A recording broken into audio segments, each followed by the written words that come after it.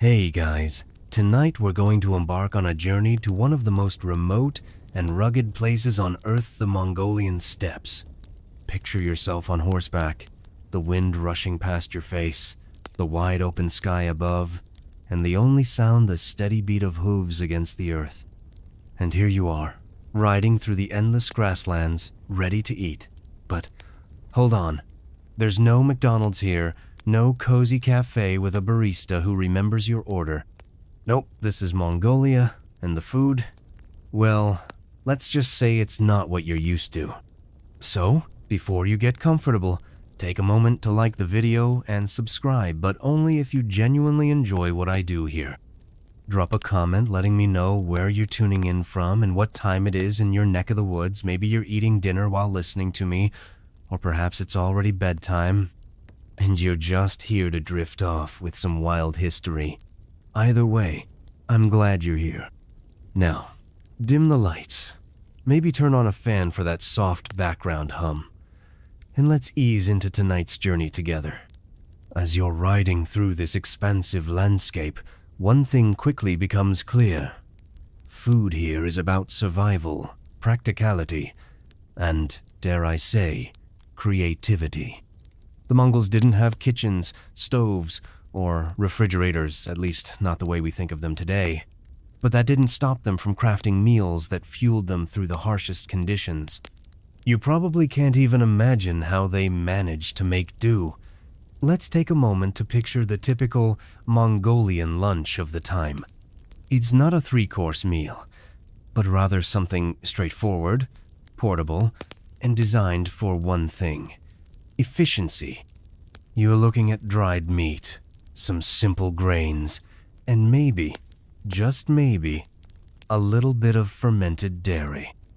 It's food for the road, food for the journey, food that you can pack and carry with you as you gallop across vast distances, often without stopping for much more than a break to catch your breath. You take a bite of dried miataf, but flavorful. This wasn't just any jerky. It was the product of centuries of innovation.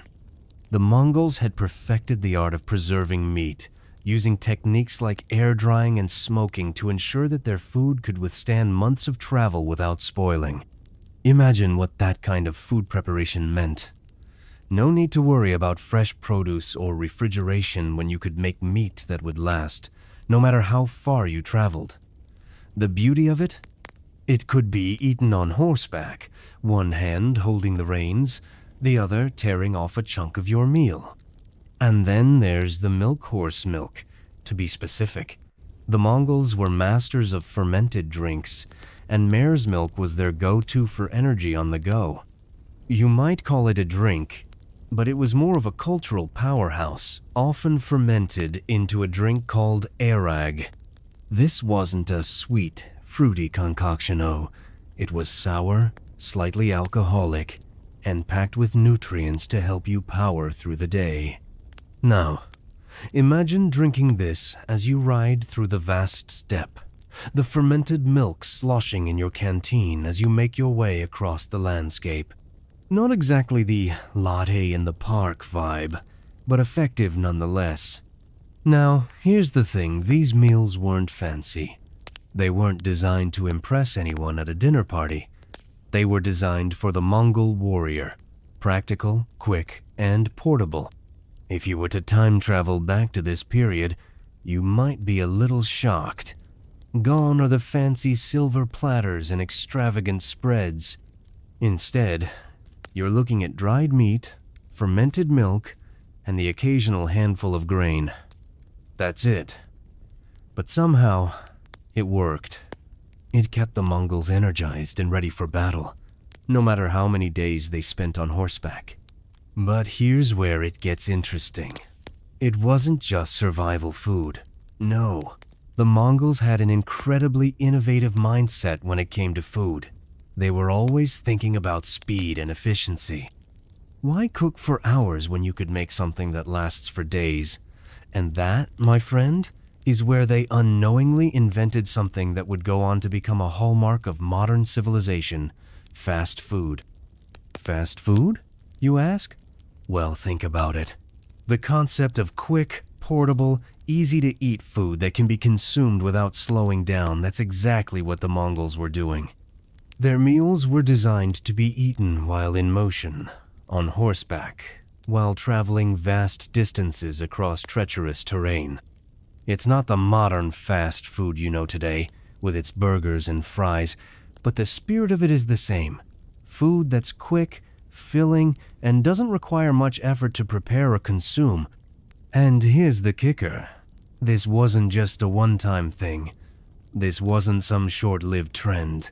The Mongols' fast food system was rooted deeply in their culture, and it spread throughout the empire. As the Mongols expanded their reach, they brought their food traditions with them, influencing the culinary practices of many of the people they conquered. In a way, they were the first fast food moguls, though their empire was built on horses, not drive-thrus. But, of course, history isn't always straightforward. Historians still argue about the details of these practices. Did the Mongols invent the first fast food? Or were they just adapting their food to their environment, reacting to the demands of a nomadic lifestyle? Some scholars say that while they were incredibly resourceful, they weren't exactly thinking ahead to the fast food chains we know today. Still, you have to admit that there's something eerily similar between the portable, efficient meals of the Mongol Empire and the meals you might grab in a fast food joint today. And this is where we start to realize just how interconnected food, culture, and history really are. What might seem like simple survival tactics preserving meat, fermenting milk cave echoes that still resonate in today's world. But the difference is, while the Mongols were feeding an empire of horse riders and warriors, you're probably grabbing a burger while watching TV or scrolling through your phone. No, I know what you're thinking. Okay, but how does this connect to the fast food I eat today?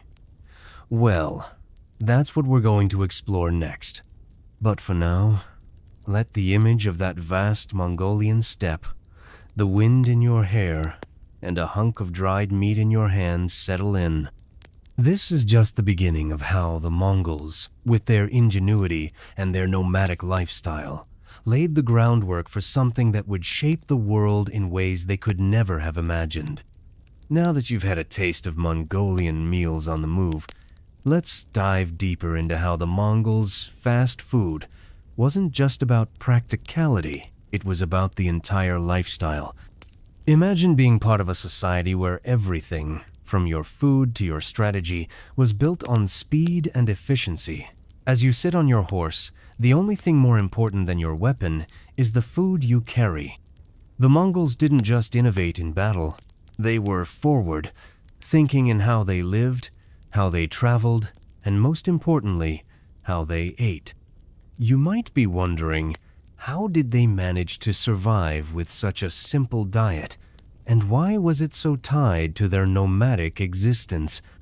Well, here's the thing. The Mongols were experts at using what they had available to them. No elaborate kitchens, no gardens, and no refrigeration, but they knew how to work with the land. And that meant working with the resources they could access while riding through the harshest conditions on Earth. Picture this, a nomadic warrior carrying a bag of dried meat slung across his horse.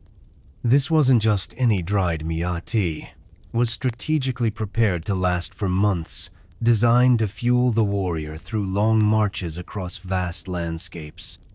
The Mongols perfected the art of preserving meat, not through some fancy technique, but through sheer practicality.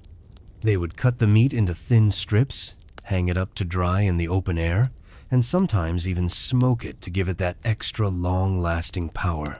It wasn't gourmet, but it was incredibly effective. The key here? This was food that could withstand both the heat of the day and the freezing cold of the night, ensuring that it would be there when you needed it. And let's not forget the milk. Horse milk was the backbone of Mongolian survival. Think about it. While you're galloping across the steppe in search of your next conquest, having a milk source right there on the back of your horse was incredibly convenient. But the milk wasn't just a refreshment. It was fermented, turned into Airag, a slightly alcoholic beverage that was not only delicious but also packed with the energy you needed for the long journey. Now you might be thinking, fermented horse milk? That sounds weird.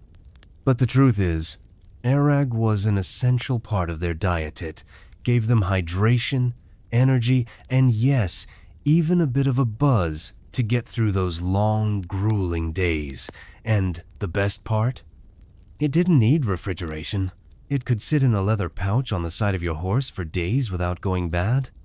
This blend of efficiency and practicality is what made Mongolian food culture so revolutionary. They didn't need fancy kitchen tools, ovens, or stoves. They just needed the right ingredients and the knowledge to make those ingredients last. They understood that food, when traveling, had to be easy to carry, simple to prepare, and capable of enduring whatever nature threw at it. In a way, they were the original meal prep pioneers, long before Instagram influencers were posting pictures of their perfectly portioned chicken and rice.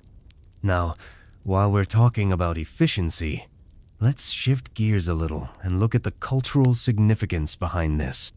For the Mongols, food wasn't just about fueling their bodies, it was deeply intertwined with their identity and survival. Every step they took across the steppe, every journey they embarked on, was shaped by the food they carried with them. Their diet wasn't just functional, it was a part of who they were. The simplicity of their meals reflected the stark, no-nonsense lifestyle they lived. It was all about getting from point A to point B with minimal fuss, and food played a big part in that. Interestingly, this approach to food wasn't just limited to warriors. Mongol women, too, were key players in this food system. They were the ones who prepared the dried meats, fermented the milk, and made sure that their people were nourished on the go. Imagine a Mongol woman skilled in the art of preserving food, knowing exactly how to prepare meals that would sustain a large group of people on the move. She wasn't worried about spices or fancy presentation. She was concerned with making sure the food would last and keep everyone energized for the journey ahead.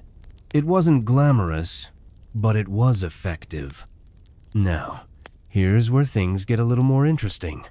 Scholars still debate the exact origins of this fast food culture.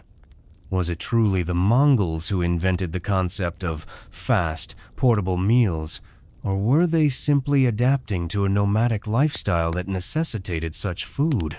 Some argue that while the Mongols were incredibly efficient, the idea of fast food as we know it today didn't exist in their time. The term itself, fast food, wasn't coined until much later in the 20th century. Still, you can't deny that the Mongol way of eating shares some key principles with modern fast food: convenience, portability, and speed. And here's a little fun fact for you. Historians have found evidence that Mongol military camps had something akin to meal stations. These stations were set up along their routes to ensure that soldiers could get a quick meal, eat it, and be ready to continue their journey. Sounds like the earliest version of a drive-thru, right? Of course, the soldiers weren't pulling up in cars, but they were certainly pulling up to a quick, no-fuss meal that was ready to go. So, while we may not be able to call it fast food in the modern sense, the Mongols' ability to create portable, durable, and efficient meals was certainly ahead of its time. They laid the groundwork for a type of food culture that would later evolve into the fast food chains we know today. But unlike today's fast food, where we're often worried about calories and preservatives, the Mongols were simply focused on survival, and that makes their food culture all the more fascinating. Now that we've established the core principles of Mongolian fast food and its roots in survival, let's take a moment to look at how these simple yet ingenious practices spread far beyond the steppes. While the Mongols were busy conquering vast swaths of land, their food practices weren't just about keeping their own warriors alive. They were about creating a culture of practicality and efficiency that would leave a lasting impact on regions far and wide. Imagine this. As you ride alongside the Mongol army, you're crossing into new lands, meeting different cultures, and introducing them to something they've never seen before. It's not just the Mongol military tactics that they're fascinated by. It's the way the Mongols can maintain their strength and endurance with nothing more than dried meat, fermented milk, and a few grains. The more you think about it, the more it dawns on you what the Mongols were doing wasn't just about surviving the harsh conditions of the steppe. It was about building a system that could withstand the rigors of long-distance travel, military conquest, and eventually trade. As the Mongol Empire expanded, so too did the reach of their food culture. The Mongols were masters of logistics, and they quickly understood the importance of sustaining large armies over long distances. They set up supply lines across their empire, and with them came the concept of easily transportable, long-lasting food. Local populations, in turn, began to adopt elements of this fast food culture to suit their own needs. And it wasn't just food for warriors. These practices would eventually make their way into civilian life. Take the Airag, for example. While the Mongols were the primary producers of this fermented horse milk as they expanded into Central Asia and beyond, they began to introduce the drink to local populations. Over time, it was adapted and adopted by various cultures, from the Central Asian nomads to the Turkic tribes of the steppes. What was once a military necessity became a cultural staple, ingrained in the daily lives of people living in the regions conquered by the Mongols. And the dried meat? It didn't just stay in the Mongol army's campfires. As the Mongols moved westward, trading with the Chinese, Persians, and even reaching as far as Europe, their methods of preserving meat began to influence food practices in other regions. Dried meat, jerky, and preserved foods became increasingly common in places where long-distance travel was necessary, and the idea of having a quick, high-protein, long-lasting snack became more widespread. You might not have realized it, but if you've ever bought a bag of jerky at the store, you have the Mongols to thank for that. But here's the kicker. Mongol food culture didn't just spread through practical use, it spread through the idea of what food represents. In many ways, food is about identity. The Mongols understood that the act of eating, of sharing meals, is a way to connect people. And so, as they expanded their empire, they weren't just introducing new foods, they were introducing new ideas about community, survival, and efficiency. This idea of food as something that could sustain not just the body, but also a culture, began to shape how food was perceived and consumed in new regions. And here's something that might surprise you. Some scholars argue that the spread of Mongol food practices actually helped in the development of the first restaurant-like spaces in Europe.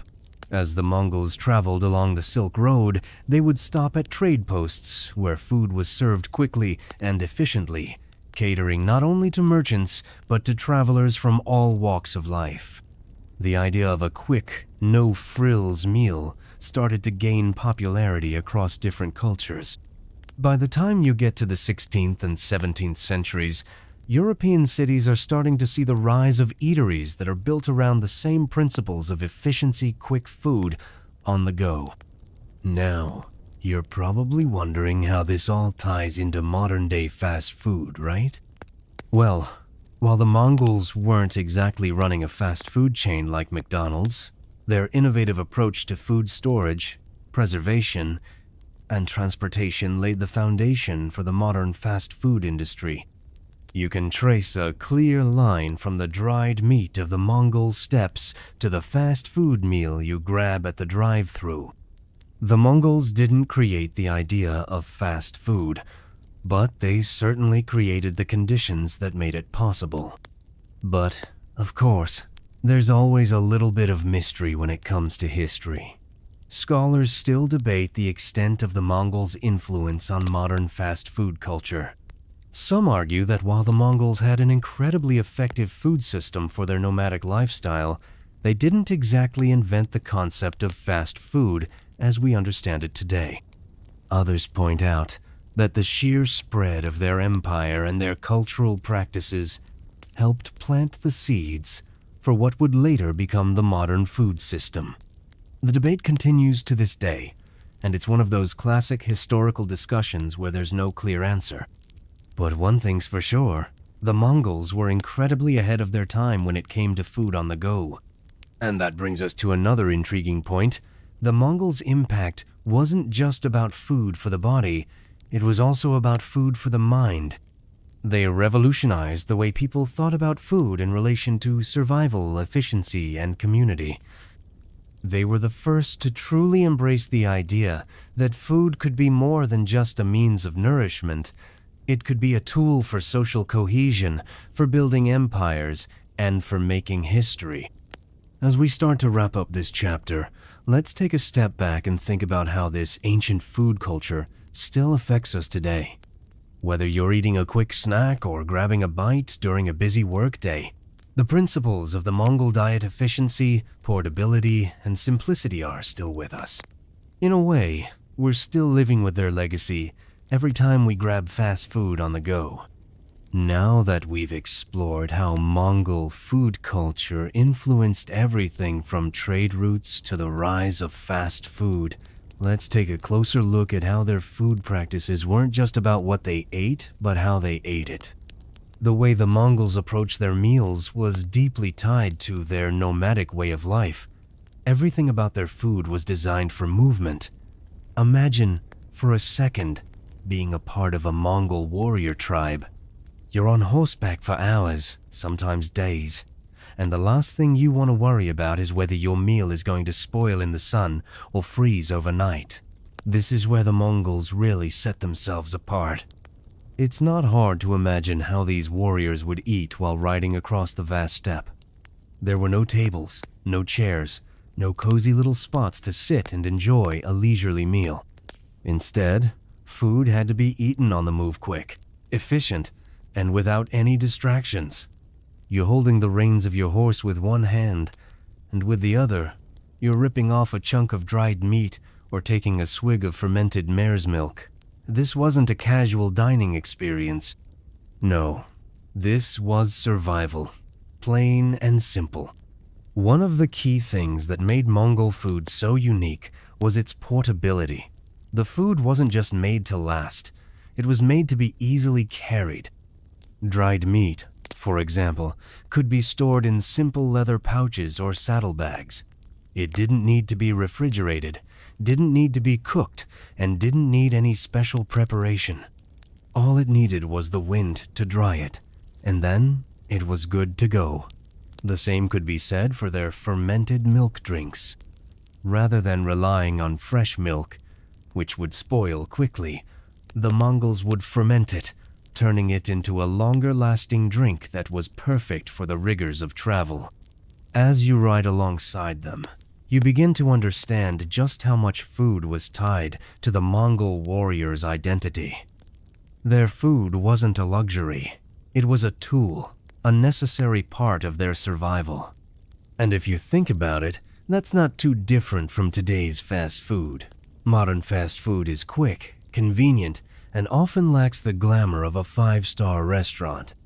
But it gets the job done. It keeps you going when you're busy, when you don't have time to sit down for a long, elaborate meal.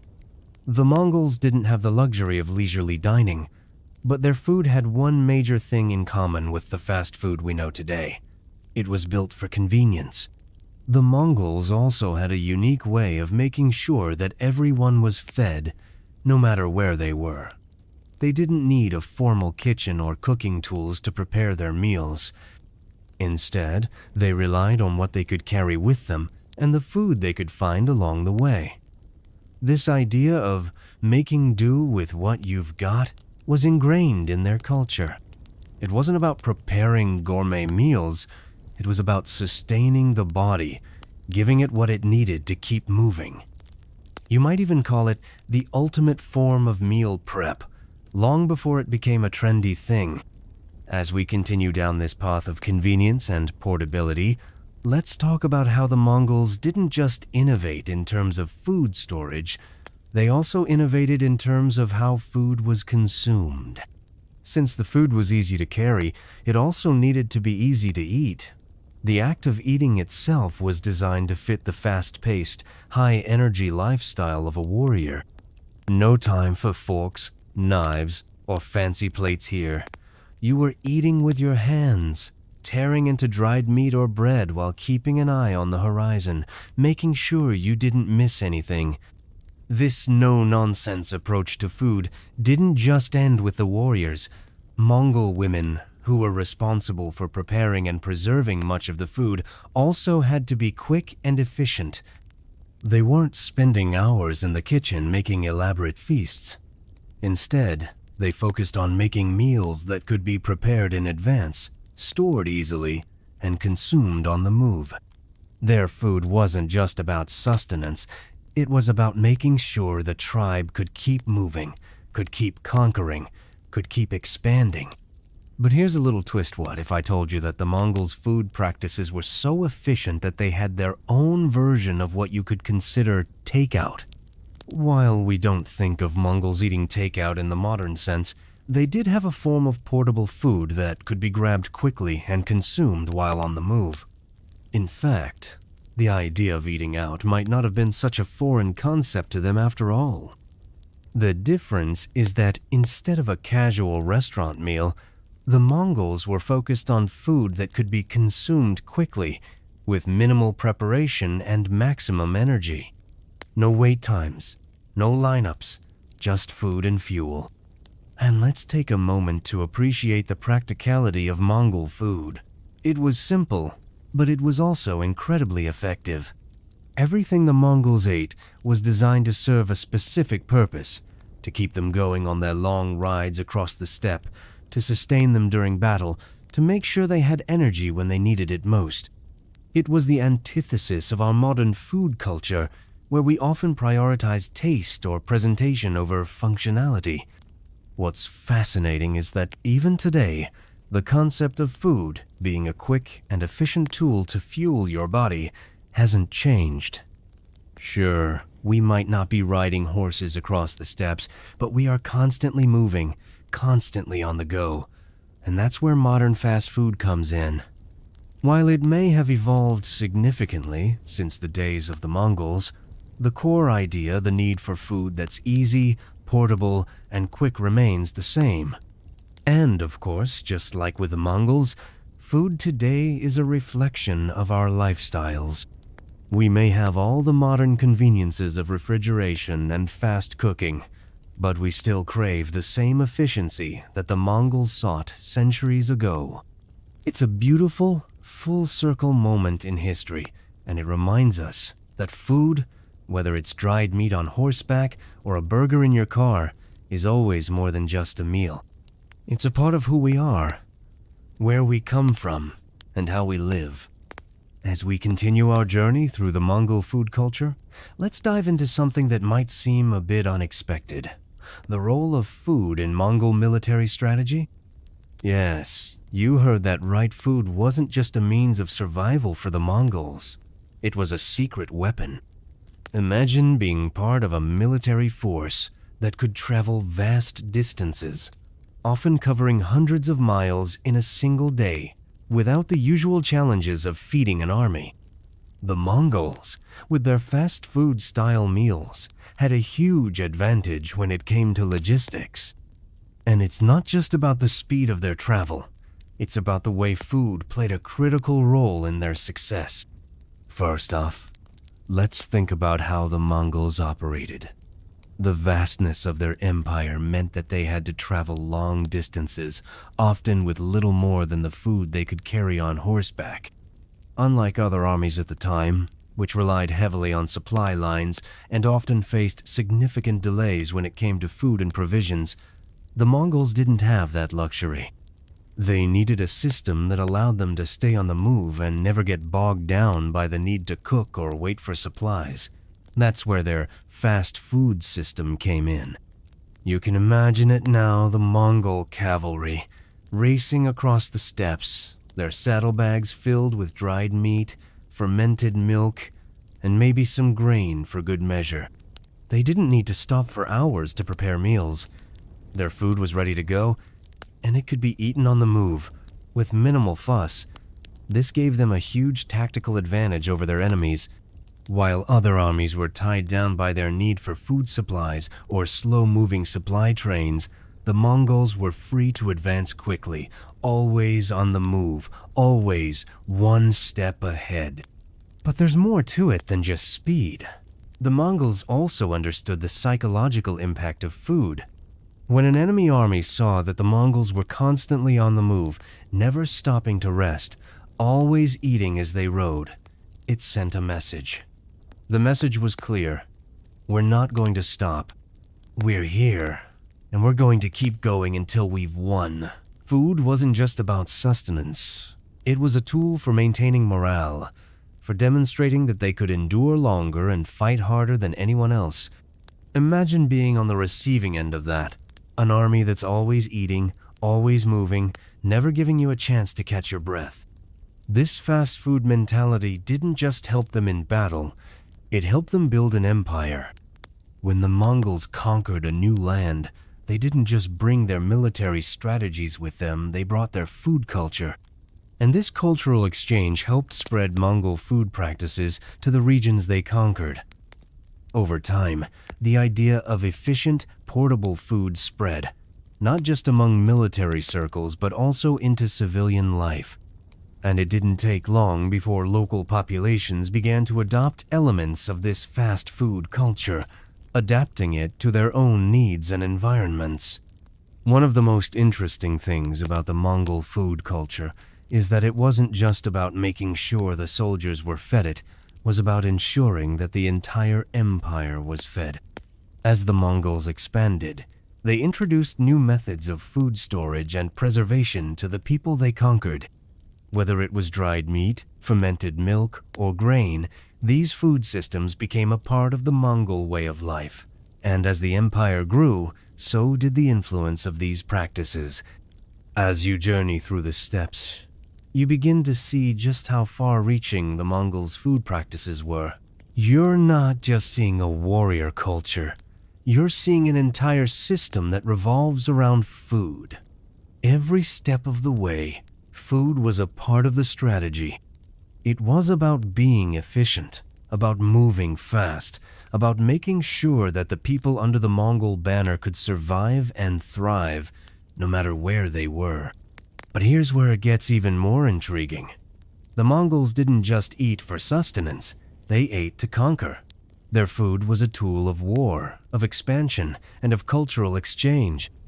It wasn't just about feeding an army, it was about feeding an empire. The Mongol approach to food was so efficient that it didn't just help them in battle, it helped them build a global network of trade, communication, and cultural exchange that would last for centuries. As you sit by a fire, watching the flickering flames in the distance, you realize that the food the Mongols ate was a reflection of who they were as a people. They were innovators, always thinking ahead, always focused on survival and efficiency. Their meals weren't fancy or luxurious. They didn't have time for that. But they were incredibly practical, and in their practicality, they found a way to build one of the largest empires in history. You begin to understand that food isn't just about eating, it's about culture. It's about survival. And for the Mongols, food was a weapon, a tool, and a symbol of their power. As you sip on your fermented mare's milk, you can't help but appreciate the ingenuity that went into making this simple yet powerful food. It wasn't just about nutrition, it was about building an empire, one bite at a time. And as we wrap up this chapter, take a moment to think about how food continues to play a role in our lives today. Whether it's fast food, street food, or the simple meals we eat at home, food still plays a crucial role in how we live, work, and connect with others. The Mongols might not have known it at the time, but their food culture laid the foundation for a global food system that we still rely on today. As you continue to travel alongside the Mongol hordes, it's not just their military strategy and food culture that start to stand out, it's the deeper meaning behind their approach to food. This wasn't just about keeping their army strong or feeding their people on the go. For the Mongols, food was also about connection. Connection to the land, connection to each other, and connection to their heritage. It was an expression of their nomadic lifestyle, which revolved around constant movement and adaptation. Now, imagine the vast expanse of the Mongolian steppes. The sun is setting, casting a soft orange glow over the grasslands, and the air is thick with the scent of the earth. You're sitting around a campfire with your fellow warriors. The fire crackles, and you can hear the distant whinnies of horses. The food in front of you isn't served on fine china. Instead, it's simple. Chunks of dried meat, a small bowl of fermented milk, and maybe a handful of grain. It's not the food that's important, it's the moment. The shared meal, the camaraderie, and the bonds that form over the simplest of meals. You begin to realize that for the Mongols, food wasn't just about filling your stomach. It was a communal experience, a moment of togetherness in a world where everything else was constantly moving, constantly changing. This wasn't about luxurious feasts or indulgence. This was about making the most out of what you had, and making sure that everyone, from the youngest warrior to the oldest elder, had their share.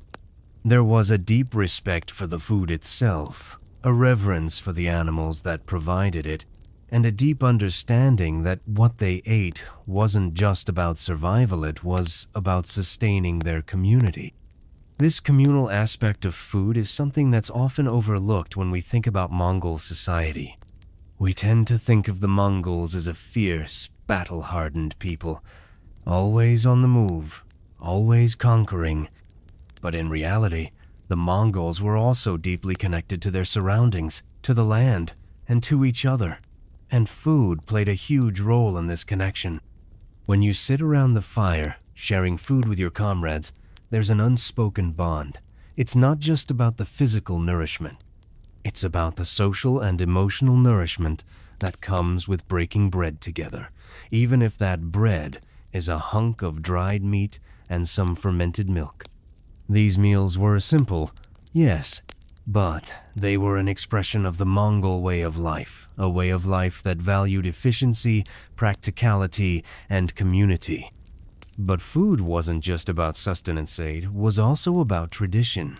As a nomadic people, the Mongols had a deep connection to their heritage, and this connection was reflected in the way they ate. The foods they consumed, the methods they used to preserve them, and the ways they shared them were all part of a larger cultural practice that had been passed down through generations. Food, in this sense, was a way of honoring the past, of carrying forward the wisdom and practices of their ancestors. For the Mongols, every bite of food had a history.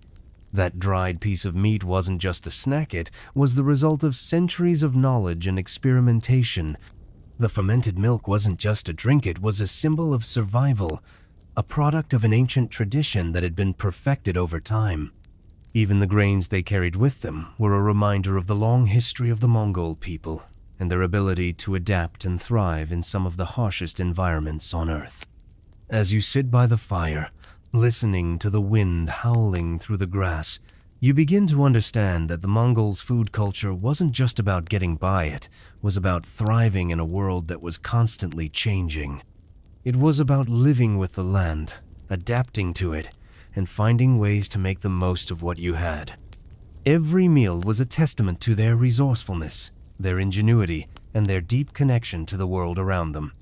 It's at this point that you start to see the parallels between Mongol food culture and modern food practices. While the specifics have changed, the dried meat has been replaced by jerky, the fermented milk by kombucha, and the simple grain by processed snacks. The underlying principles remain the same. We're still looking for food that is convenient, portable, and nourishing. We still want meals that can be eaten on the go, that don't require a lot of preparation, and that can sustain us through our busy lives. In many ways, the Mongols were the original innovators of the fast food world. But let's not forget that their food was more than just practicality, was also about culture. It was about tradition, and that's something that's often lost in our modern, fast-paced world. We may grab a quick bite at a drive-thru, but how often do we pause to think about the history of the food we're eating? How often do we consider the traditions and the people behind the meal? The Mongols didn't just eat to survive, they ate to honor their ancestors, to sustain their communities, and to carry forward a way of life that had been passed down for generations. In this sense, their food culture was a reflection of who they were as a people. It was simple, yes, but it was also deeply meaningful. It was about the connection to the land, to each other, and to their history. And as you sit by the fire, you realize that the Mongols, in their simplicity, understood something that we often forget. Food isn't just about nourishment, it's about culture, community, and connection. As the sun dips lower and the day comes to an end, let's take a moment to reflect on something that's often overlooked in the grand narrative of Mongol history: the role of food in their social and political systems. While most people think of the Mongols as fierce warriors who conquered vast empires, there's another side to themicide that saw food as an integral part of their diplomatic relations.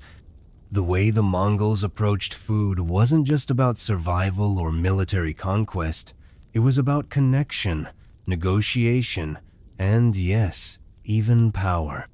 Imagine you're a Mongol envoy, traveling to a foreign court, tasked with building alliances.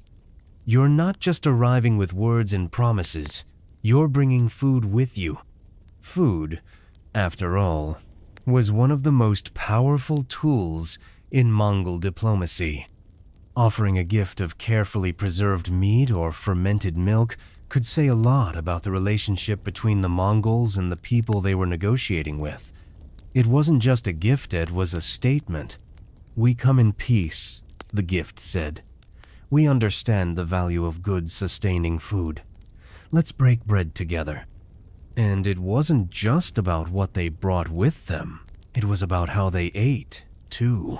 The Mongols didn't just share food among their own. They shared it with their allies, their enemies, and everyone in between. Food was a universal language, one that transcended the battlefield and entered the realm of diplomacy. A shared meal was a sign of trust, of understanding, and, in many cases, a way to negotiate peace or create alliances. It was a clever use of food as a political tool, showing that even in their conquests, the Mongols recognized the power of hospitality. Now, this wasn't unique to the Mongols. Throughout history, food has often been used as a diplomatic tool. Whether it's the sharing of tea in China, the exchange of bread in ancient Rome, or the hosting of lavish feasts in European courts, food has been used to communicate power, friendship, and status. But what made the Mongols so fascinating is how they turned this idea into something that could work on the move, across vast and unforgiving landscapes. The Mongols didn't need a banquet hall to host a diplomatic dinner.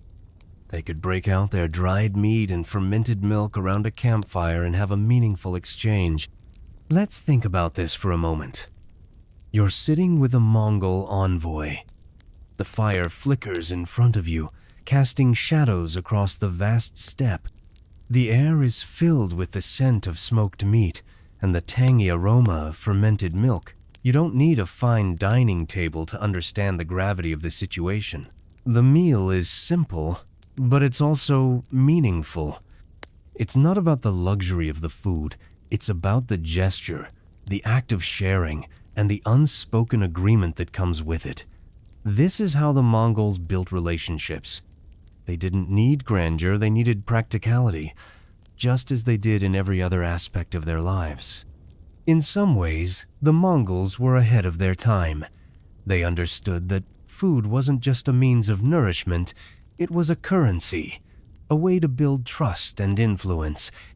Today, we might offer wine and fine dining to seal a deal, but back then, it was dried meat and fermented milk, the simplest and most efficient offerings in the Mongol arsenal. The power of a meal, shared under the vast sky, couldn't be overstated. It was a subtle yet powerful form of diplomacy that helped expand the Mongol Empire, one shared meal at a time. But the political power of food wasn't just confined to the Mongol envoys. It extended to their military leaders too. Genghis Khan himself, one of the most revered leaders in history, understood the importance of food in building morale and loyalty. It wasn't just about the food he provided to his troops, it was about the way he made sure that they were fed and kept strong during their campaigns. His soldiers knew that their sustenance was taken seriously, that their needs were met, and that their leader cared for them, and that, in turn, fostered loyalty. Loyalty built on food, trust, and shared experience. Here's where it gets even more intriguing. Historians argue that one of the reasons the Mongol Empire was able to sustain such a vast and diverse population was due to the inclusivity of their food culture. They didn't impose one single way of eating on the people they conquered. Instead, they incorporated local food practices and made sure that everyone, from the Chinese to the Persians to the Russians, had access to the types of food they were used to. This not only helped integrate different cultures, but also ensured that food wasn't a barrier to loyalty or cooperation. In a way, food was the great unifier of the Mongol Empire. They didn't just conquer lands, they conquered hearts and stomachs. When you're able to offer people a meal that reminds them of home, a meal that sustains them and makes them feel like they belong, you create a bond that transcends borders. The Mongols understood that food wasn't just about what you ate, was about making people feel at ease, about building relationships that could last beyond the battlefield. And as we look back at this remarkable food culture, we begin to see just how deeply intertwined food is with every aspect of our lives. Whether we're talking about diplomacy, survival, or community building, food is always there, playing a role that goes far beyond nourishment. It's a tool, a connector, and a symbol of who we are and where we come from. Now, as you sit around the fire with the Mongols, sharing your own meal of dried meat and fermented milk, you realize that food is not just about eating, it's about living.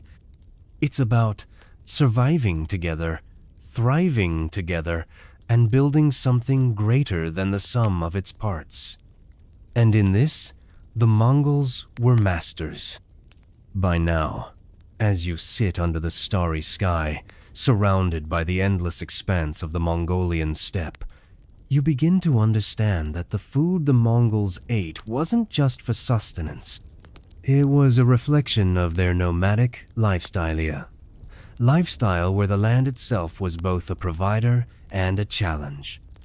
The Mongols didn't have the luxury of settled life, with gardens and kitchens at their disposal.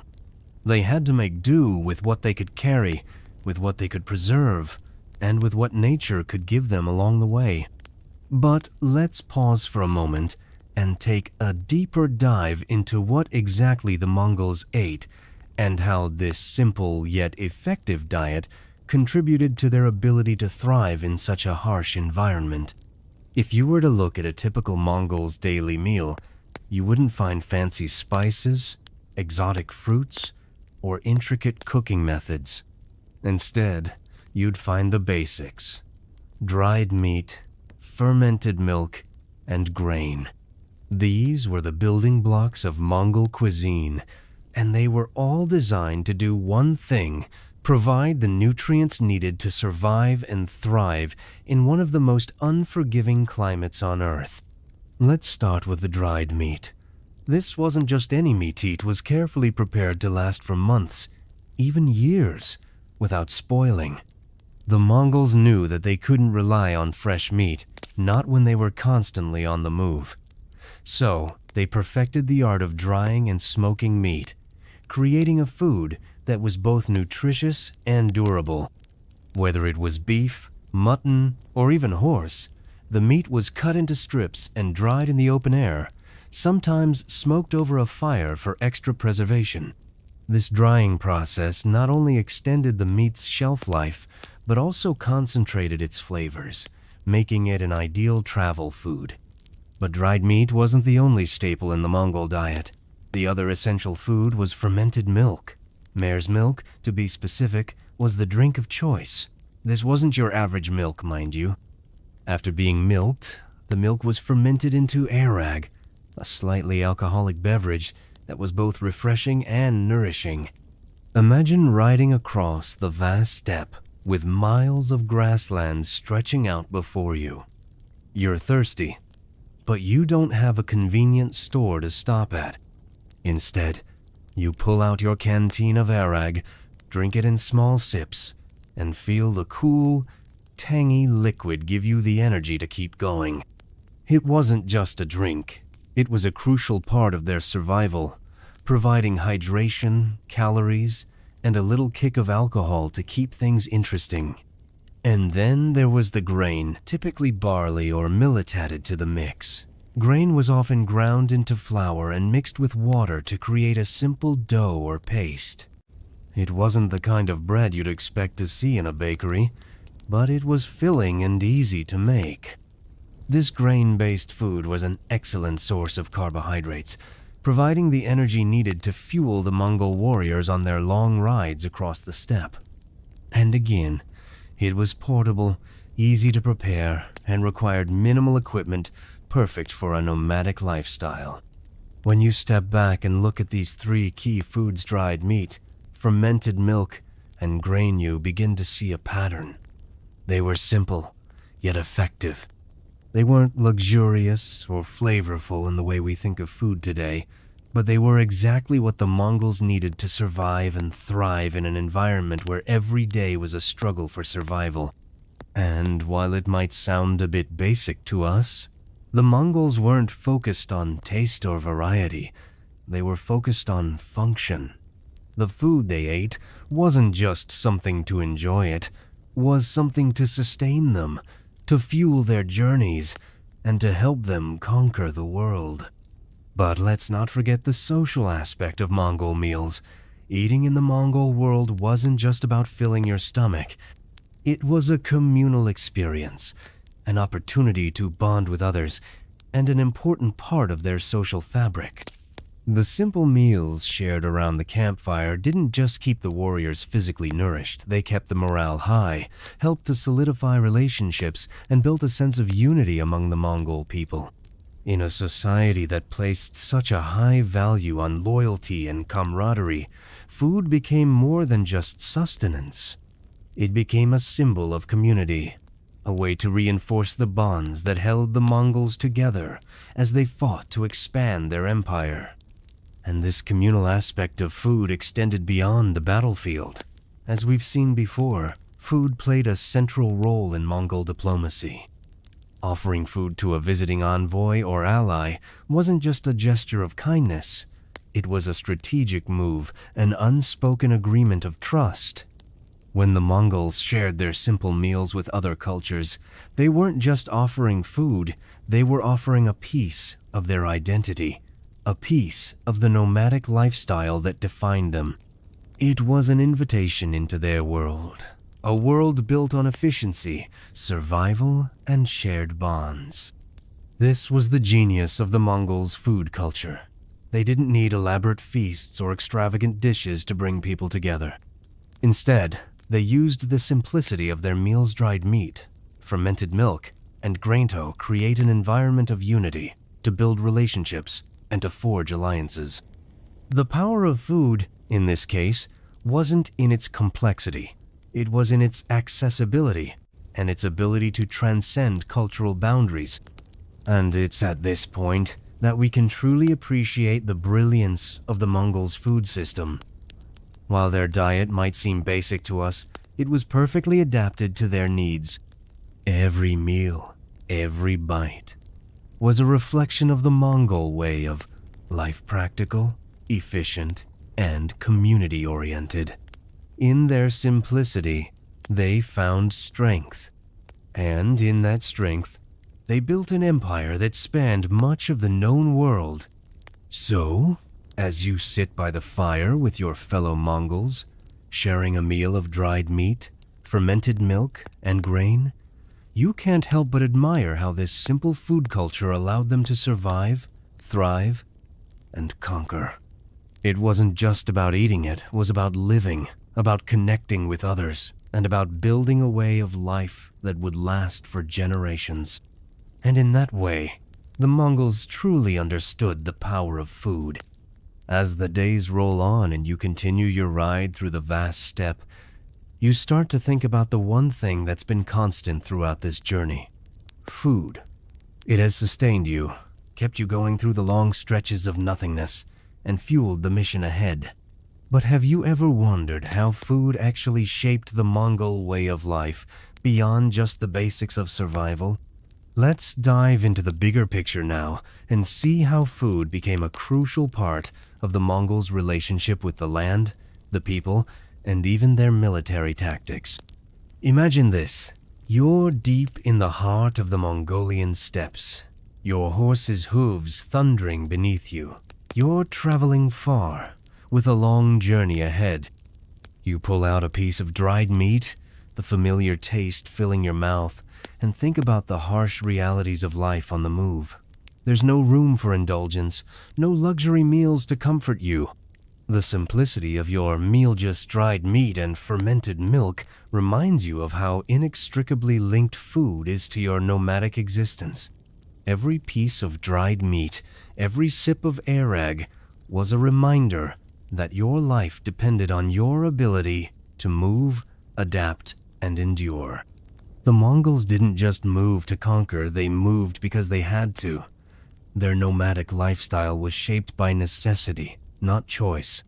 The harsh climate and limited resources on the steppes meant that they couldn't settle in one place for long. They had to move with the seasons, following the herds of animals they relied on for sustenance.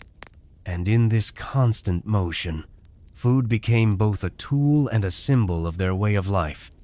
When you think about it, their food wasn't just practical, it was also a reflection of their worldview. The Mongols saw themselves as part of a larger, interconnected system that included the land, the animals, and each other. Their food, simple as it may seem, was a reminder of that connection.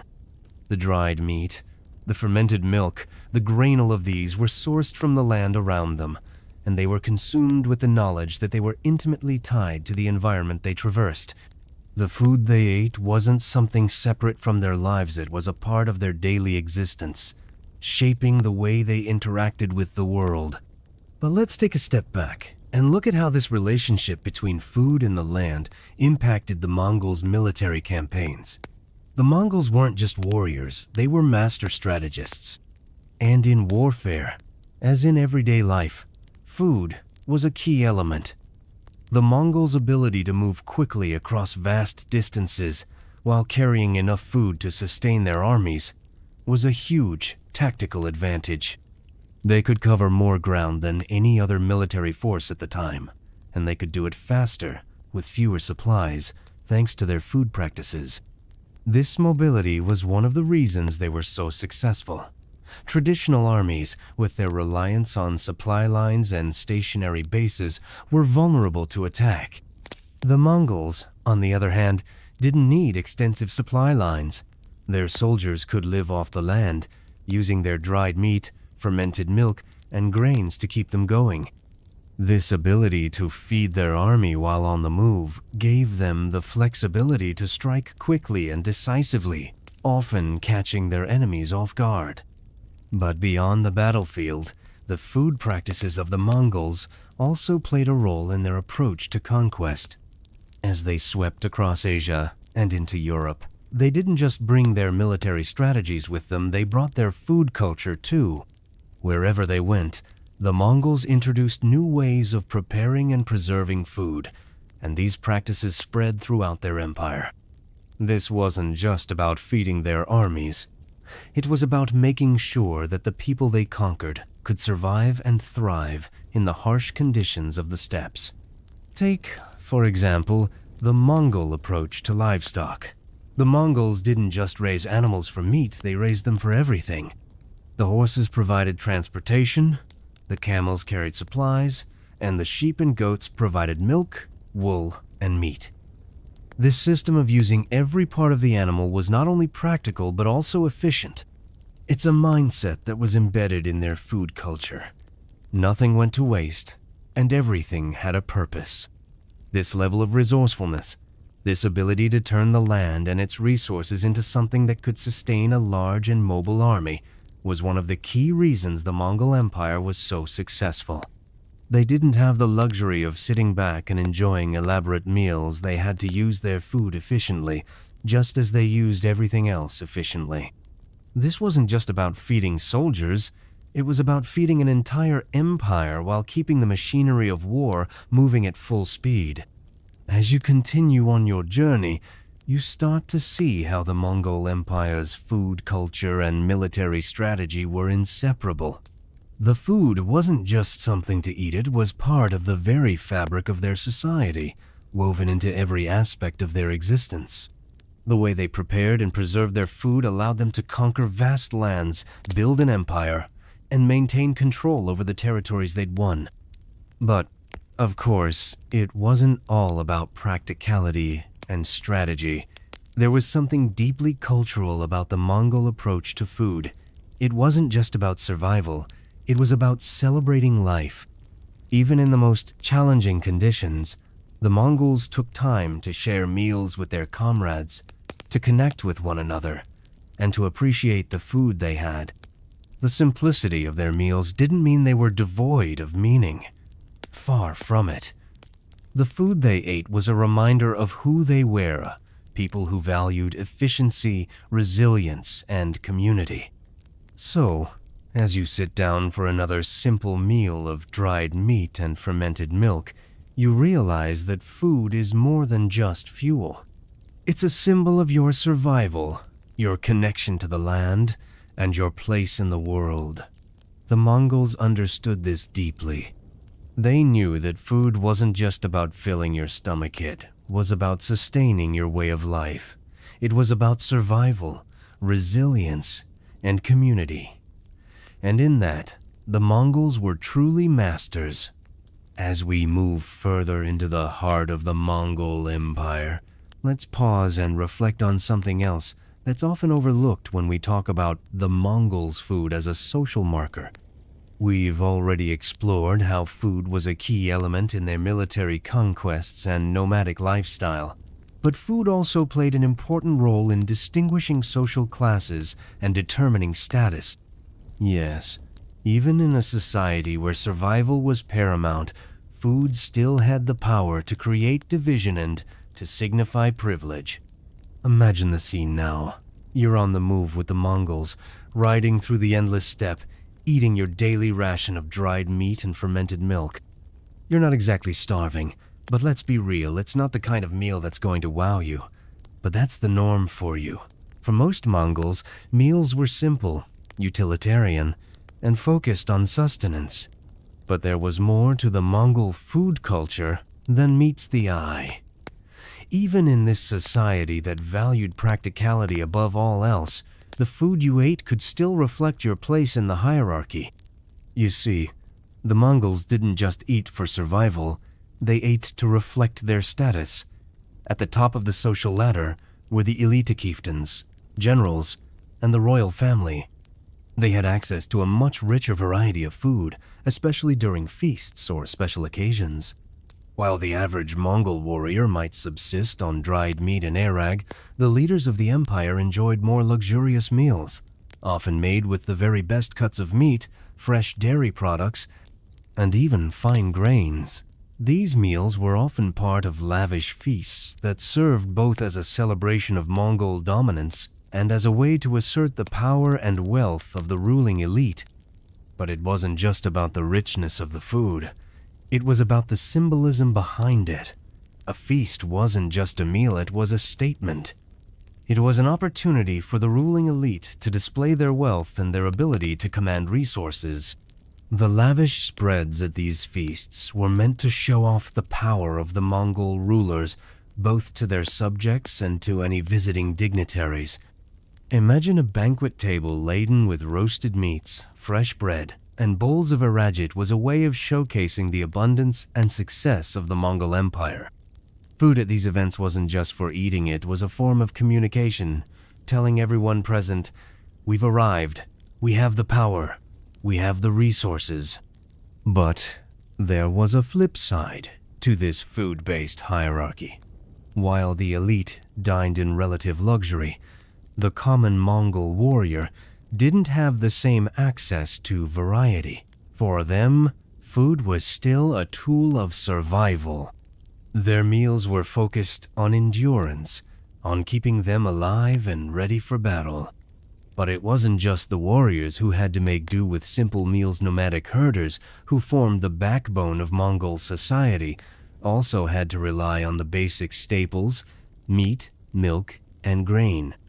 The divide between the warrior elite and the common herder or farmer was marked not only by the roles they played in society, but also by what they ate. Now, don't get me wrong.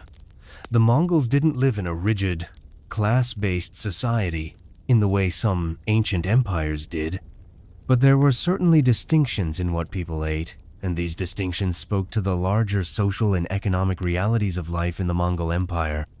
The common Mongol warrior might not have had a feast of roasted meats and fresh bread, but the food he ate was still incredibly important. It kept him strong and ready to fight.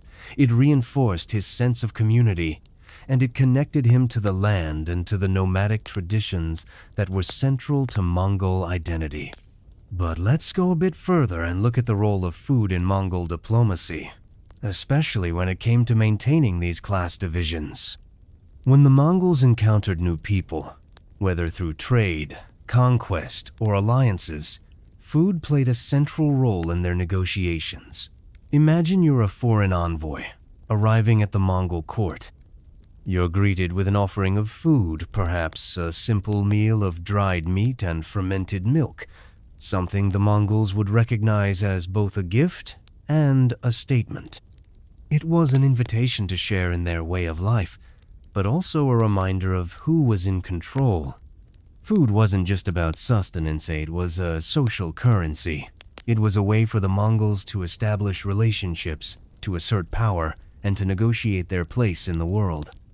It's easy to forget in the grand sweep of history how something as simple as food can carry so much weight. The Mongols knew this better than anyone. They understood that food was both a necessity and a tool that could shape the course of battles, establish alliances, and assert social status. Whether it was the lavish banquets of the elite or the humble meals of the common soldier, food in the Mongol Empire was never just food. It was a reflection of power, of survival, and of the empire itself. Now, imagine the role food played during the great feasts and gatherings in Mongol courts. At these events, the leaders would dine in front of their subjects, and the food would symbolize their power, strength, and abundance. These feasts weren't just for enjoyment, they were for political signaling. The food served at these grand events, sometimes exotic delicacies, fresh meats, and even fruits, was a clear sign of Mongol dominance. It wasn't just the food itself, it was the act of sharing it with others, of showing that the Mongol rulers had the ability to provide, to control, and to dictate the terms of their empire. In the midst of this, you begin to realize that food in the Mongol Empire wasn't just a means of survival, it was a statement. It communicated power, unity, status, and tradition. The food shared among the people, whether in the warrior camps or at the royal feasts, was part of what made the Mongol Empire so remarkable. It wasn't just about the meat and the milk. It was about what those meals represented, the resilience, the unity, and the drive to conquer not just lands, but hearts and minds. As the stars twinkle overhead and the wind shifts across the steppe, you begin to understand something deeper about the Mongol way of life, something that goes beyond just food, survival, and power. Food, as you've seen, was essential to the Mongols' nomadic existence and military success, but it was also an expression of their adaptability. Their ability to use food as a tool for survival, as a form of diplomacy, and as a reflection of their social structure is a testament to their ingenuity and their deep connection to the land. Let's pause for a moment and think about the vastness of the Mongol Empire. From the icy tundra of Siberia to the deserts of Central Asia, the Mongols traversed a wide range of landscapes, each with its own challenges. The fact that they could feed their armies, sustain their people, and keep their empire running smoothly despite such varied conditions is nothing short of remarkable. Food wasn't just a product of necessity, it was a product of deep understanding. The Mongols knew their land, their animals, and their resources better than anyone else. They knew how to adapt and innovate, always finding ways to make the most of what they had. Imagine that you're riding through the Altai Mountains, a region where the air is thin, the terrain is rough, and food sources are scarce. But here's the thing, while the terrain may be inhospitable, the Mongols had the knowledge to make do. They could rely on their herds of horses, cattle, and sheep for meat, milk, and wool. And as you sit down to a simple meal of dried meat and fermented milk, you begin to appreciate how this food is not just sustaining you, it's keeping you alive in an environment that could easily break those unprepared. Now, you're not just thinking about food as fuel, you're thinking about it as a bridge between the Mongol way of life and the landscapes they traversed. The simplicity of their food is a direct reflection of the challenges they faced. The dried meat? It's a product of the need for food that could be stored, carried, and consumed without spoiling. The fermented milk? It's a clever solution to the scarcity of fresh dairy and the need for a drink that could travel with you, providing hydration and energy on long rides. And the grain? It's a compact source of carbohydrates, perfect for quick meals that can be prepared with minimal effort. But this adaptability doesn't stop with the Mongols. As you continue your journey, you realize that the food practices of the Mongols also shaped the cultures they encountered. The Mongols didn't just impose their way of life on the peoples they conquered, they adapted and absorbed the best of what they encountered. They incorporated new foods, new methods of preservation, and new ways of preparing meals. The Mongols were masters of cultural exchange, and food was one of the key ways they connected with other cultures, shared ideas, and even blended their practices with those of the people they conquered. For example, as the Mongols moved westward into Persia and the Middle East, they encountered entirely new types of food, spices, and cooking methods.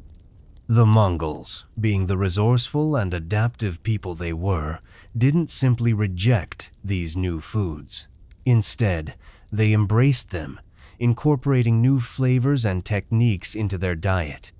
The use of spices in Mongol cuisine, for example, was likely influenced by their interactions with Persian and Arab traders who introduced them to the rich, flavorful dishes that were common in those regions. The Mongols weren't just conquerors, they were cultural mixers, blending their traditional foods with the influences of the lands they conquered. Similarly, when they encountered China, the Mongols were introduced to new grains like rice, new cooking methods, and new techniques for preserving food. The Mongols adapted these practices and made them their own, further enriching their culinary tradition. This cultural exchange wasn't just about food, it was about survival, about making the most of the diverse resources the Mongols encountered as they expanded their empire. What's fascinating is that while the Mongols' food practices were rooted in practicality, they were also flexible enough to accommodate the changing needs of an ever-expanding empire. Whether they were feeding their warriors on horseback, negotiating with diplomats over a shared meal, or exchanging food ideas with conquered peoples, the Mongols understood that food was more than just sustenance. It was a tool for adaptation, survival, and connection. And here's the best part: many of the food innovations that the Mongols embraced still affect us today. Think about it. The Mongols, through their ability to preserve and transport food, essentially laid the groundwork for many of the modern food preservation techniques we use today, from dried meats to fermented drinks. They were the pioneers of portable food long before we even knew what instant meals would look like. But beyond the practical, beyond the innovations in food preservation, there's something even more important at play here. As you sit by the campfire, sharing in a simple meal with your fellow Mongols, you start to feel the weight of their legacy. This food isn't just about survival or even about efficiency. It's about a way of life that prized adaptability, resourcefulness, and the deep connection between the people, the land, and the animals that sustained them. As you chew on a piece of dried meat and sip from your Airag canteen, you realize that you're part of a long tradition, a tradition that goes back centuries. The Mongols didn't just conquer through military might, they conquered through their ability to adapt, to innovate, and to make the most of what they had. And at the heart of that innovation was food. Now, take a moment to reflect on how far we've come from those simple meals on the steppe. We live in a world of fast food, processed meals, and pre-packaged snacks. But as you sit there, under the vast Mongolian sky, you start to see that the legacy of the Mongols is still alive today. Their food, their adaptability, and their ingenuity are still with us. And as you finish your meal and prepare to ride on, you realize that the Mongols, through their food, their strategy, and their culture, have left an indelible mark on history. As the night continues to settle in and the crackling of the fire fills the air, there's one more aspect of the Mongol food culture that we haven't touched on yet: the role of food in Mongol religion and spirituality. The Mongols, like many nomadic peoples, had a deep connection to the natural world, and their relationship with food was steeped in spiritual significance. It wasn't just about what they ate or how they ate it. It was about why they ate it and how it connected them to the land, the animals, and the spirits that they believed governed their world. Imagine, for a moment, that you're not just a Mongol warrior, but also someone who believes in the spiritual power of the land and the creatures that inhabit it. You don't just eat because you're hungry. You eat because it's a way to honor the animals that provide your sustenance, a way to show respect to the earth that sustains you, and a way to maintain harmony between yourself, your community, and the natural world. Every meal is a small ritual, an acknowledgement of the sacred relationship between man and nature. For the Mongols, food wasn't just a physical need, it was a spiritual act. Their shamanistic beliefs played a significant role in how they interacted with food and the environment. Before a hunt, for example, there would often be rituals to honor the spirits of the animals they were about to kill. These rituals were a way to show respect and to ensure that the animal spirits would bless the hunters and the food they provided.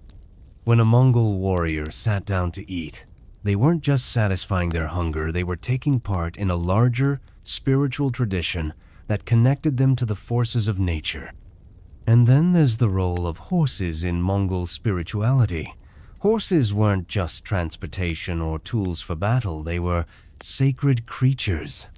The Mongols had deep reverence for their horses, and they often performed rituals before and after a hunt or a battle to ensure the animal's well-being and to ask for their protection. The bond between the Mongol warrior and their horse was one of mutual respect. And when it came to food, this connection was just as important. Horses provided not just transportation, but also milk, meat, and other resources. The act of consuming horse-related food was a reminder of the spiritual bond between the Mongols and their horses. Now, let's talk about Airag, that fermented mare's milk that we've mentioned earlier. This wasn't just a drink, It was a symbol of the Mongol way of life. For the Mongols, Airag wasn't just a practical source of nutrition or a refreshing drink on a long journey. It had spiritual significance as well. The act of milking a mare and fermenting the milk was imbued with a sense of reverence. The fermented milk was a way of connecting to the spirit of the horse, of recognizing the importance of this creature in their nomadic lifestyle. The Airag wasn't just sustenance, it was a cultural and spiritual offering, a reminder of the symbiotic relationship between the Mongols and the land. In many ways, food in the Mongol Empire was an expression of their worldview. The Mongols didn't see themselves as separate from the world around them. They saw themselves as part of an intricate system of life, death, and renewal. The food they ate reflected that worldview, simple, sustainable, and deeply connected to the land. And as you sit under the open sky, sharing a simple meal with your fellow Mongols, you begin to feel that connection yourself. The food in front of you is more than just a meal, it's a reflection of the land, the animals, and the spirits that sustain you. But it wasn't just about spiritual rituals and reverence for nature. The Mongols also understood the power of food in building community. Food was a way to bring people together, to forge bonds, and to maintain social cohesion in a society that was often on the move. Meals were shared communally, whether around a campfire in the middle of the steppe or in a grand Mongol feast in the heart of the empire. Sharing food wasn't just about nourishing the body, it was about nourishing the soul, about strengthening the bonds that held the Mongol people together. As you sit by the fire, you can't help but think about the deep meaning behind every bite of food you take.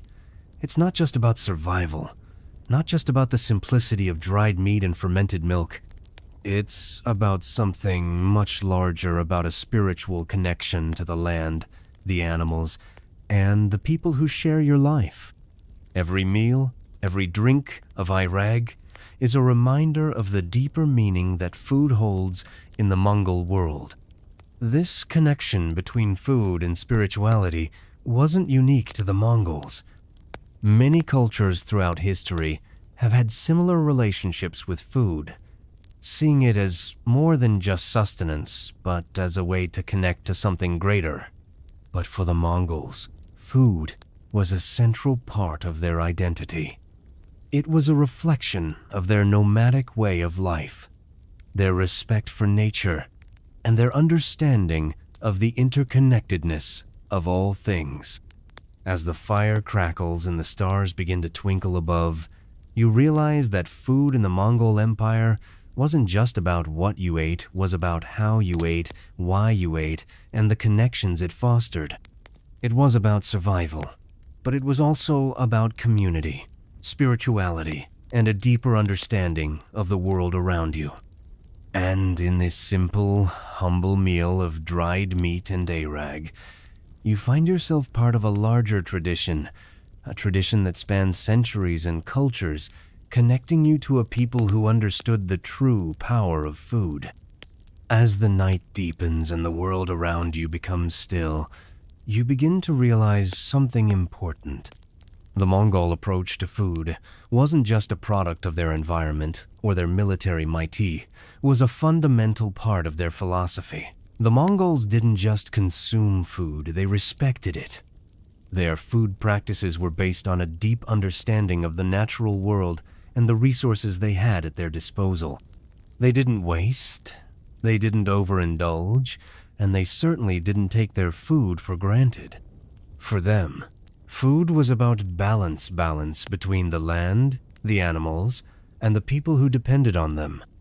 Imagine for a moment that you're a Mongol warrior standing in the middle of a vast plain. You've just hunted a herd of wild animals or perhaps slaughtered one of your own sheep or horses. The task at hand isn't just to eat it, to make sure that every part of the animal is used. You don't just eat the meat and leave the rest behind. You carefully preserve the parts of the animal that can be used later. You make sure the bones are used for tools or fuel, and you're respectful of the life that's been taken. Waste was not an option for the Mongols. Every part of the animal had a purpose. Every grain of rice or bit of dried meat had value. This respect for resources was central to their survival. This respect for food extended beyond just the practical. It was tied to their spiritual beliefs.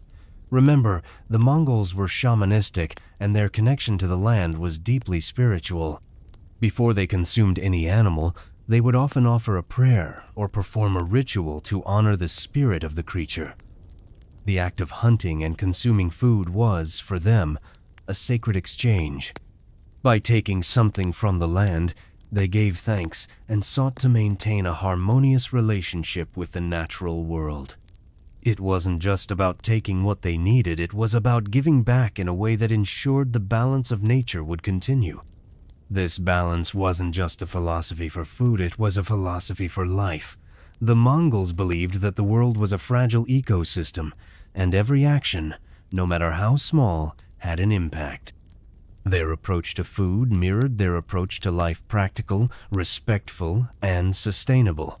They knew that to survive, they couldn't exploit the land or its resources. Instead, they had to live in harmony with the world around them. This is why food in the Mongol Empire wasn't just a means of survival, it was a reflection of their worldview. The simplicity of their meals wasn't a sign of lack. It was a sign of understanding. They didn't need fancy dishes or elaborate meals to sustain them.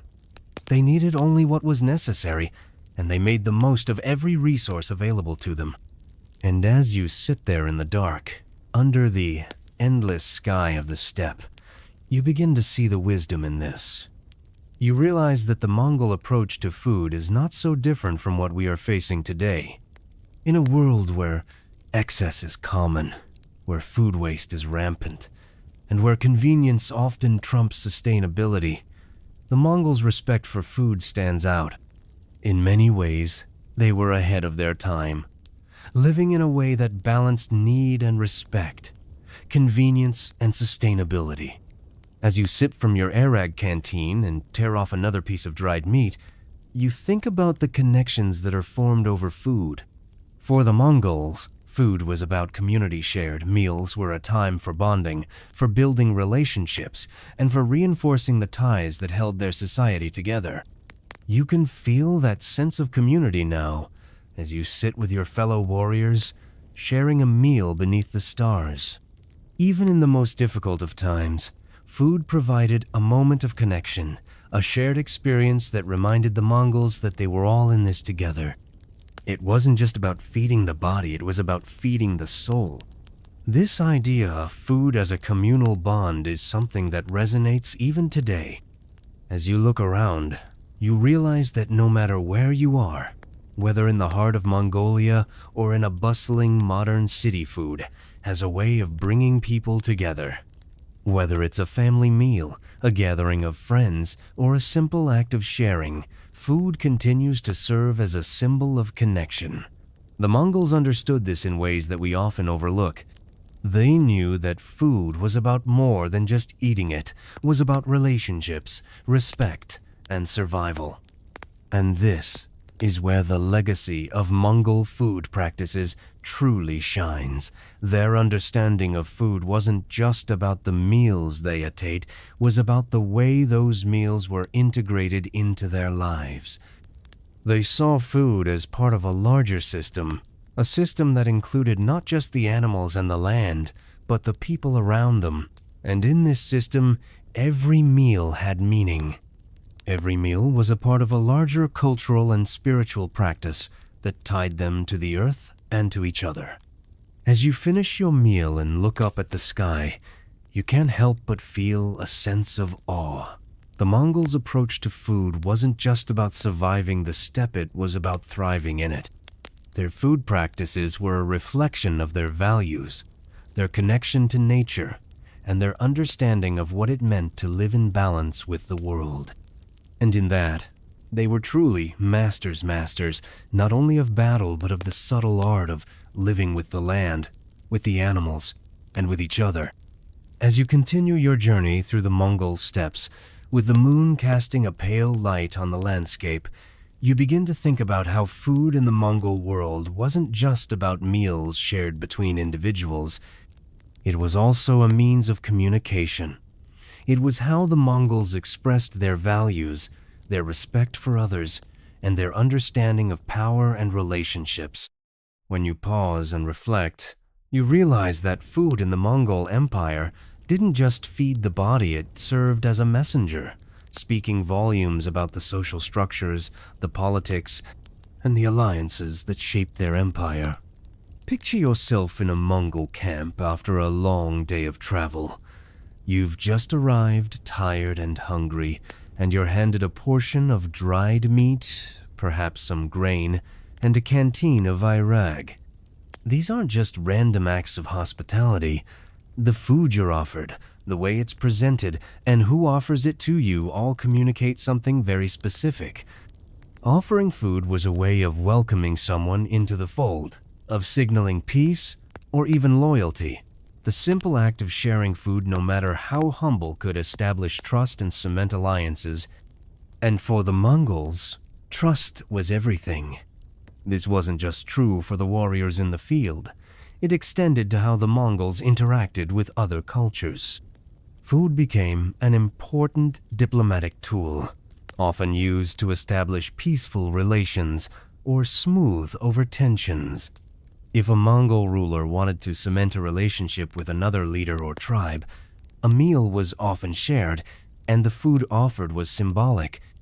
A portion of choice meats or fermented milk wasn't just a generous gesture, was a deliberate, calculated offering. It was a way of saying, "We acknowledge your importance, and we are willing to share what we have." As you sit with your comrades by the campfire, the connection between food and diplomacy becomes clearer. It wasn't just about providing sustenance to your soldiers. It was about establishing a framework for cooperation. The simple act of sharing food could break down barriers, whether they were cultural, political, or military. Offering a meal to someone was saying that you respected them enough to share your most valuable resource, your food. It was, in many ways, a non-verbal contracta way of expressing loyalty, friendship, or alliance without the need for words. But food wasn't only used to foster goodwill.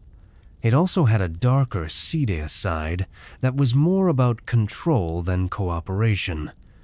During the Mongol conquests, food was often used as a form of power. When the Mongols conquered a new territory, one of the first things they did was take control of the food supply. If they wanted to assert dominance over a region, they could manipulate the availability of food, either withholding it or redistributing it as they saw fit. A lack of food could bring an enemy to its knees, forcing them to submit. Similarly, when the Mongols gave food to those they conquered, it wasn't just an act of generosity, it was an assertion of control. In fact, food was one of the most powerful tools of conquest. In their campaigns, the Mongols understood that to control a population, you had to control the food. Cities that resisted Mongol rule were often besieged, and when the Mongols won, they would take the food supply. This tactic wasn't just about defeating an army. It was about breaking the spirit of a population. Without food, a people couldn't survive. With the Mongols' mastery over food, they could decide who lived and who starved. But despite this, the Mongols didn't waste food. This idea of not wasting resources was ingrained in their way of life. They weren't frivolous with their meals or their supplies. They respected the land and the resources they had, and this respect for food was central to their identity as a nomadic people. It wasn't about abundance or luxury. It was about making do, using everything to its fullest, and not letting anything go to waste. The Mongols understood the true value of food. It wasn't just a source of energy. It was a source of power, a currency that could shape the course of history. Even in times of conflict, food remained a symbol of community and respect. During the Mongol Empire's expansion, soldiers would often share their food in a bond of solidarity, offering whatever scraps they had to their comrades. This wasn't just about practical needs, it was a way of reinforcing the unity of the army in a time when battle could come at any moment. Sharing a meal wasn't just about feeding the body, it was about fortifying the spirit. It was a reminder that, despite the hardships of war, they were all in this together. As you sit back and reflect, you realize just how much food has played a role in shaping the course of history. From its power to influence diplomacy, to its role in forging alliances, and even to its ability to assert dominance, food has always been a central force. And it wasn't just about the food itself, it was about what that food represented. It was a reflection of the values that guided the Mongols: respect for the land, loyalty to one another, and the ability to adapt to whatever challenges they faced. You start to see that food, in the Mongol Empire, wasn't just a practical necessity, it was a tool that connected people, bridged cultures, and determined the fate of entire regions. It spoke not just to the Mongols' survival, but to their intelligence, their resourcefulness, and their understanding of the world. The simple meals that sustained them were also a reflection of the grand strategies that allowed them to conquer vast empires. And as the fire flickers and the night deepens, you realize that the Mongol way of life, their understanding of food, its power, and its significance offers valuable lessons even today. In a world where food is often taken for granted, the Mongols remind us of its deeper meaning. They understood that food wasn't just for eating, it was for survival, for unity, and for building empires. As the last embers of the campfire flicker out and the cold night air settles in, you begin to feel the weight of the journey that food has carried you on. You've moved from understanding the Mongols' practical approach to food, how it fueled their conquesto, now recognizing its deeper role in their social fabric. Food wasn't just the basis of their survival, it was a thread that wove together their culture, their relationships, and even their identity. And perhaps, just perhaps, this connection between food and culture is something we can all learn from in our own busy lives. As you sit beneath the vast Mongolian sky, you can almost feel the pulse of the land around you. The horses graze quietly in the distance, the wind moves softly across the steppe, and the taste of Airag still lingers in your mouth. The simplicity of your meal is comforting. Dried meat, fermented milk, and the handful of grains make up your sustenance. But in a way, they also make up your life here. These simple, unpretentious foods tell the story of a people who learned to live in harmony with their environment, who understood the value of every resource, and who crafted a culture built not on excess, but on efficiency, respect, and community. As you reflect, you realize that the Mongol relationship with food was rooted in the same values that guided their incredible journey across the world. The food was practical because the Mongols lived in a world that demanded it. Their nomadic lifestyle required food that could travel with them, food that didn't require much preparation, and food that could sustain them through the harshest of conditions. But at the same time, food was something more. It was a symbol of their bond to the land, their connection to each other, and their respect for the animals and resources that provided for them. In the modern world, where convenience often trumps sustainability and where food is sometimes taken for granted, the Mongol approach to food feels refreshing. It wasn't about the latest trends or gourmet experiences. It was about making sure everyone was fed, making sure nothing went to waste, and making sure food was part of something bigger than just a meal. It was about the relationships that formed around it, the way it brought people together, and the respect it represented. But food wasn't just about survival, it was about building empires, too. As the Mongols expanded across continents, their food practices spread with them, What was once a necessity for a nomadic people became the basis for trade, for cultural exchange, and for empire building. The Mongols didn't just conquer with weapons, they conquered with the simple but powerful act of sharing food. It was their form of diplomacy, a gesture of peace, and a way to show that they respected the cultures they encountered.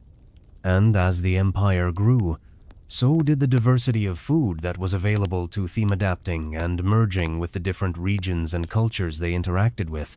But throughout it all, the core of Mongol food culture remained the same: simple, efficient, and deeply respectful of nature.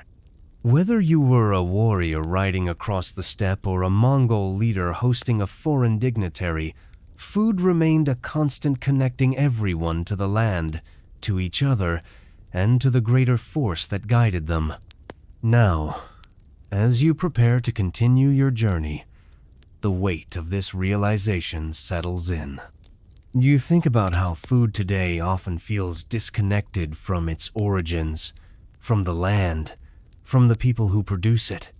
We grab a quick snack, order takeout, or buy pre-packaged meals, often without considering the resources or effort that went into producing that food. The Mongols, on the other hand, understood that food wasn't just something you consumed, it was something you respected, something you cherished, and something you shared.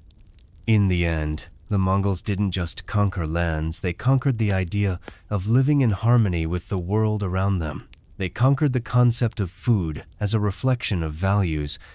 As you ride forward, you begin to understand that the simplicity of the Mongol way of life woven together by the food they ate was one of their greatest strengths. It wasn't about complexity or abundance. It was about sufficiency, respect, and adaptability. And with that, as you leave the campfire behind and continue your journey through the steppe, you feel a deep sense of connection to the Mongols, to the land they once ruled, and to the timeless bond that food creates between people, cultures, and the environment. The next time you sit down to eat, wherever you are in the world, you'll remember this simple truth. Food is never just about sustenance. It's about the connections we form, the respect we show, and the stories we tell with every bite.